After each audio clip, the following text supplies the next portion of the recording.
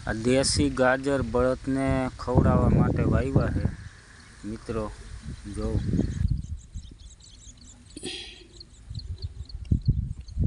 એક ફૂટના લાંબા છે આ ગાજર, જોઈ લ્યો, ફૂટ એક લાંબા છે દેશી ગાજર।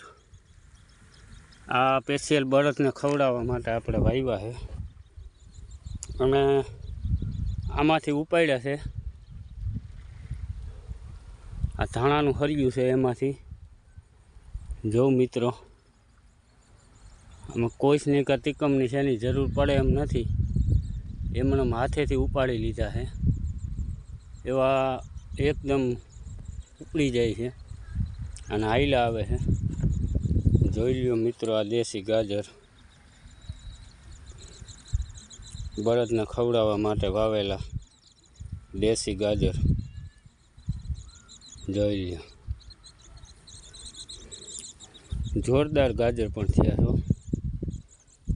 આ ઠેઠમાંથી હમણાં આ એક બસ ઉપડે એવડી બળદને ખવડાવવા કાઢ્યા।